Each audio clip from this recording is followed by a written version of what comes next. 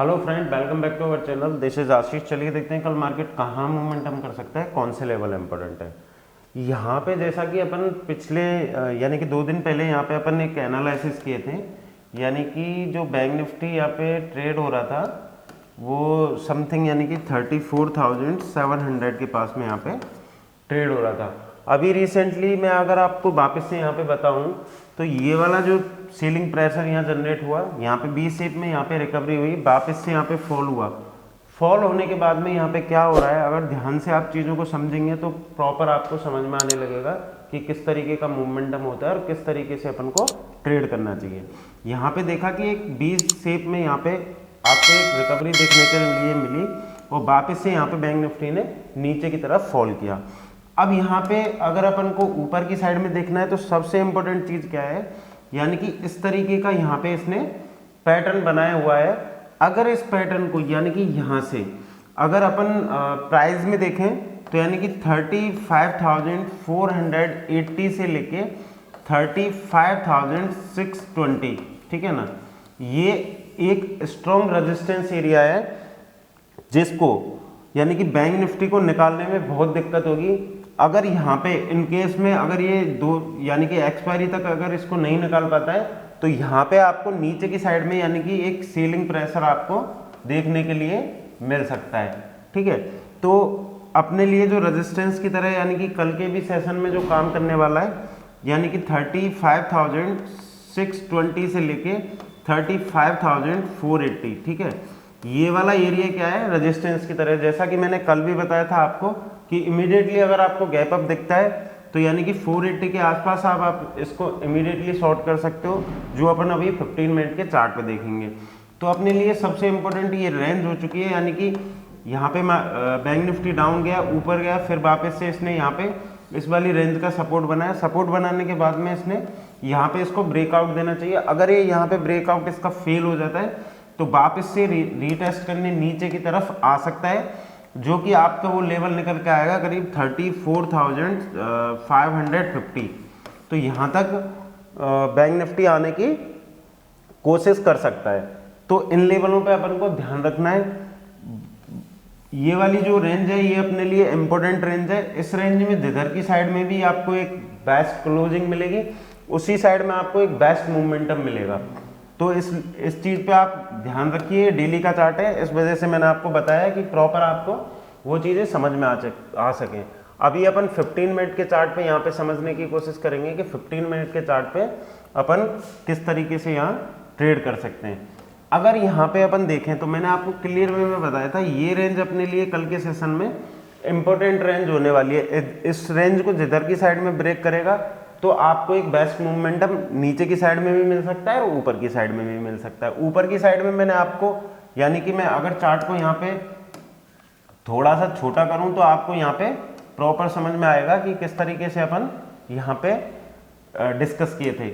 यानी कि ये वाली जो रेंज थी, ये वाली रेंज अपने लिए क्या बताया था मैंने कल आपको कि रेजिस्टेंस की तरह काम करने वाली है। यहाँ पे क्या हुआ कि बैंक निफ्टी इसी वाली रेंज के पास में यहाँ पे इस वाली कैंडल पे यहाँ पे गैप अप ओपन होता है। गैप अप ओपन होने के बाद में मार्केट नीचे आया, बी शेप में रिकवरी दी, फिर वापस से इसी वाली रेंज का अगर आप ध्यान से देखेंगे तो ये वाली रेंज का यहाँ पे बैंक निफ्टी ने सपोर्ट बनाया और सपोर्ट बनाने के बाद में आपको एक ऊपर की तरफ यहाँ पे साइड बेज मार्केट हो गया। उस लास्ट हाफ में यहाँ पे नीचे की तरफ इसने डाउन मूवमेंटम किया था।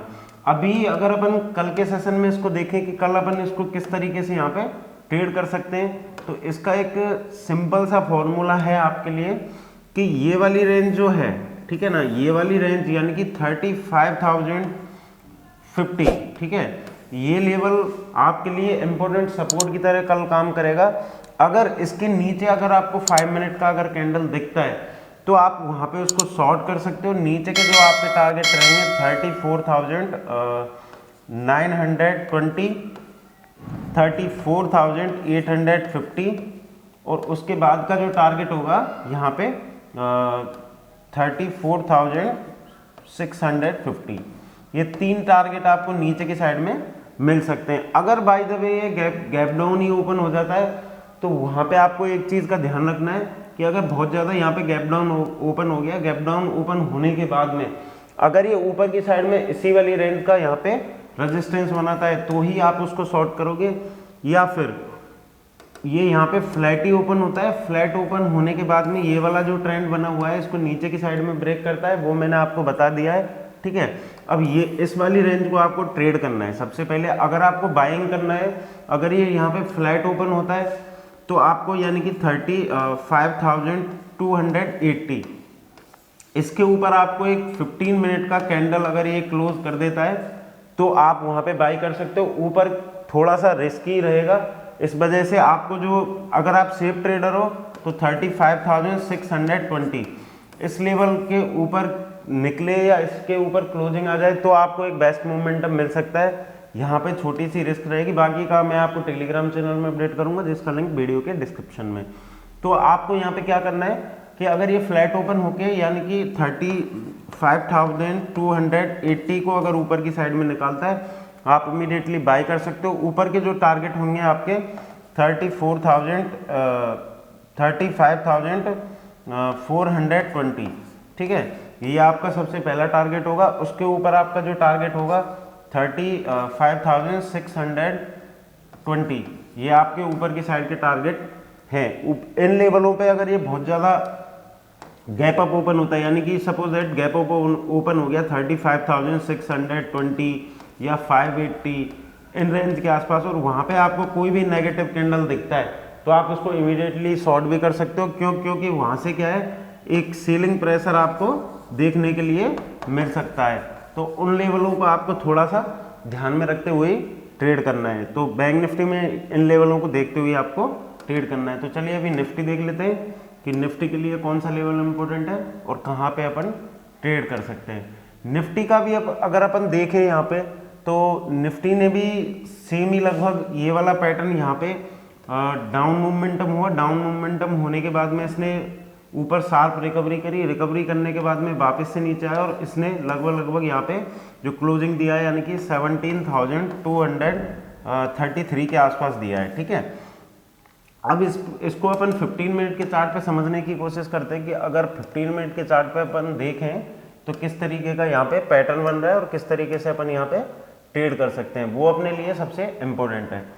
अगर अपन यहाँ देखें तो यानी कि अपन डिस्कस किए थे अगर इसके ऊपर ये निकलता है तो अपन वहाँ पे बाइंग करेंगे, लेकिन एक्चुअली हुआ क्या कि ऊपर की साइड में यहाँ पे गैप अप ओपन होता है और गैप अप ओपन होने के बाद में यही रेंज बनाने के बाद में सेकंड हाफ में एक ऊपर की तरफ ब्रेकआउट करता है तो ऊपर अपन को एक अच्छा खासा प्रॉफिट यहाँ पे मिल चुका है। जैसा कि मैंने आपको कल के वीडियो में मैंने आपको बताया था कि हर 50 पॉइंट से लेके 25 पॉइंट पे यहाँ पे यानी कि 17,350 तक यहाँ पे आपको रेजिस्टेंस है छोटे छोटे। क्योंकि जब अपन ऊपर से गिरते हुए आ रहे थे तो इसी जगह आके अपन ने एक सपोर्ट बनाया था। तो कल के सेशन में इसके लिए निफ्टी के लिए सबसे खास यही है कि इसी वाली रेंज में अगर ओपन हो जाता है और इस रेंज को जिधर की साइड में ब्रेक करता है उधर की साइड में आपको ट्रेड करना है। ऊपर की तरफ भी मैं आपको 50 पॉइंट का यहाँ पे टारगेट बता के चल रहा हूँ। नीचे की साइड में होगी अगर आपको देखना है तो नीचे की साइड में आपको नीचे की साइड में अगर आप देखेंगे तो 17,145 यहाँ पे एक इसका सपोर्ट ले सकता है ये, क्योंकि यहाँ पे अगर अपन पीछे से देखें तो ये इमीडिएटली यहाँ पे रेजिस्टेंस की तरह फेस कर रहा था, लेकिन मार्केट यहाँ पे ऊपर निकल चुका है तो यहाँ पे ये वाला इसका क्या बन गया, यहाँ पे ये सपोर्ट की तरह कल की डेट में आपको काम करने वाला है। तो कल के डेट में इन लेवलों को देखते हुए ट्रेड करना है। आज के लिए इतना ही, थैंक यू।